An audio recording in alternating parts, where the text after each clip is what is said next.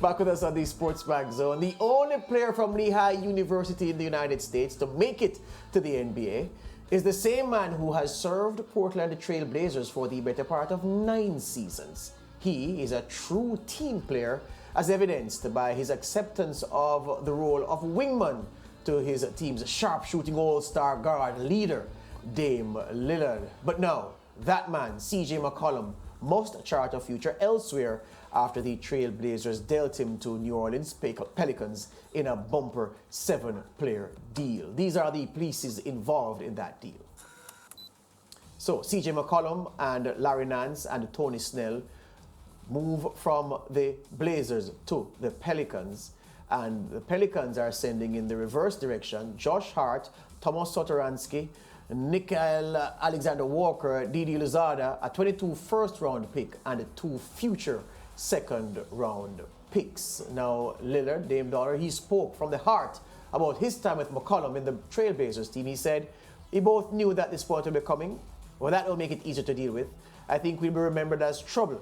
We never won a championship together. We never played in the NBA Finals, but we all have always been a winning team. We were always the team that people would prefer not to play in the playoffs. That's how I think we'll be remembered." The Trailblazers themselves, the organization, issued this statement. I want to thank CJ, well, the owner of the Trailblazers. I want to thank CJ for the integral role he played in the success of the franchise over the last 9 seasons and for his countless acts of service to the Portland community. CJ has cemented himself in Trailblazers with his elite skill level and memorable moments on the court, as well as with the work ethic, professionalism, and the generosity he displays behind the scenes. Well, joining us now to discuss part 1 of this trade segment is our NBA analyst, Alister Albert. Alister, good afternoon, sir.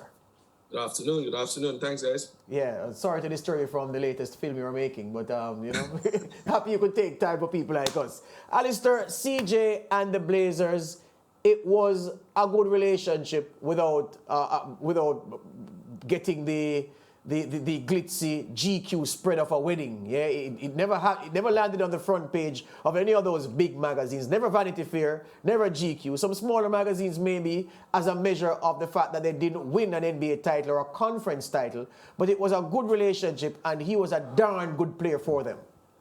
Yeah, it's a case of always a bridesmaid, never the bride for these guys. You know, they always kind of got really far in terms of what Dame Lillard said being a very troublesome team that nobody really wanted to face. But, you know, they never could really get past the second round. Their best season was about 3 seasons ago where they got swept in the Western Conference Finals against the Warriors. You could see that the team was just not up to that level. And, you know, that's kind of the peak of their whole relationship together for the 9 years that CJ McCollum was there with the franchise. You know, it was time to move on, like Dame Lillard actually alluded to in his statement. You know, they've done the best that they can. The team tried to surround them with the players that they could get. Portland is not really a team that, you know, many people want to get to in terms of it being a very glitzy market that players and free agency players would want to get to. It was a really much of a hard sell for Neil Olshey, who was the previous GM who ran most of that time for the front office. So yeah, it was time for them to be broken up. They're 2 small guards, you know, combo guards together, not really, you know, being able to push the team any further. And, you know, the good times had to come to an end at some point, and this is where it came.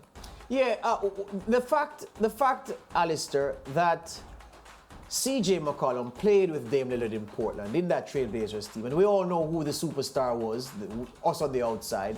Those on the inside also knew who the superstar was in that team.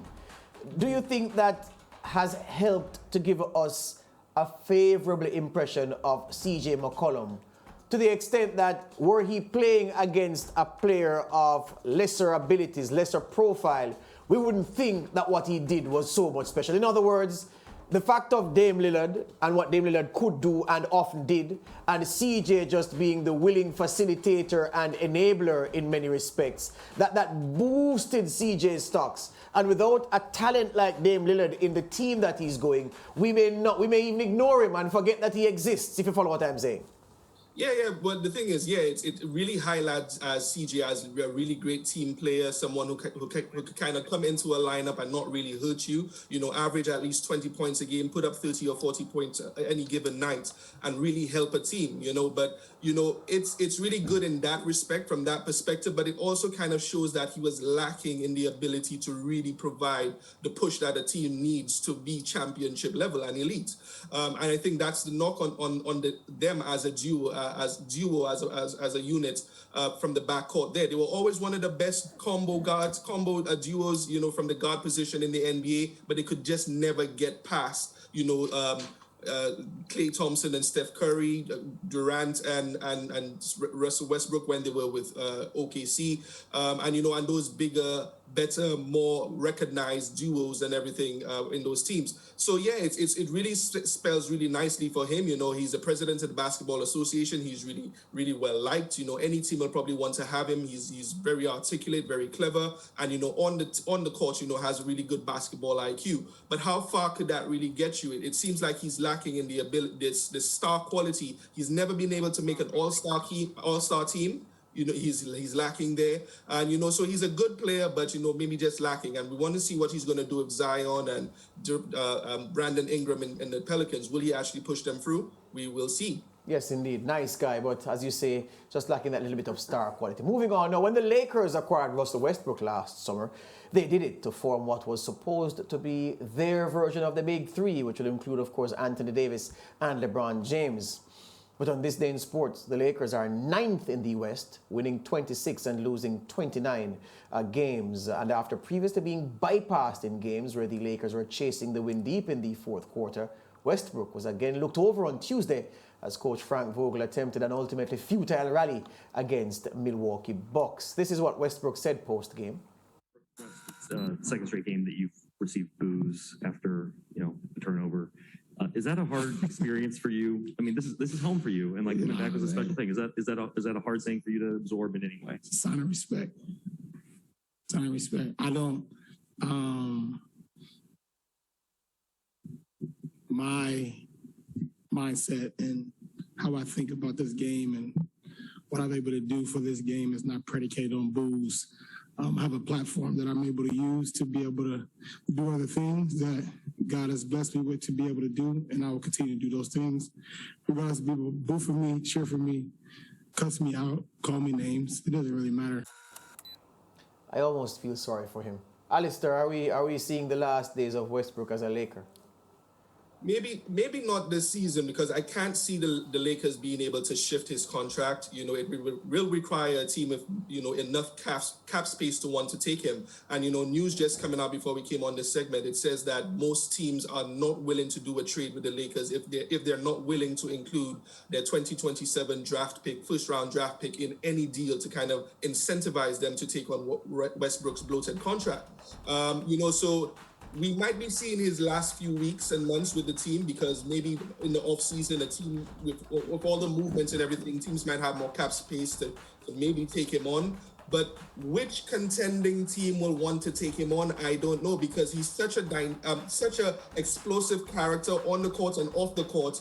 It might disrupt a contender, so I don't see him going to a contending team. So that leaves us with teams with loads of cap space, probably not going anywhere, and just going to be treading water for the next set of seasons, like the Washington Wizards where he was last year. So the team that kind of just stuck out for me, as I thought about this as I got ready for this segment, was the New York Knicks. The New York Knicks have a habit of always just picking up loads of contracts of big name players who just don't seem to do very well on that team. They come in and try to be saviors.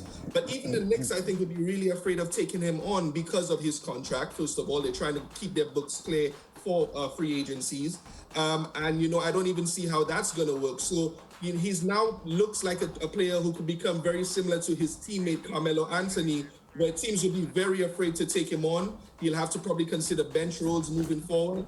And this might be the last season for him, and it's really, really sad. to see an MVP elite level player get trounced like this in public perception on the court, and he's not helping himself with the turnovers and some of the responses he's been giving to the media.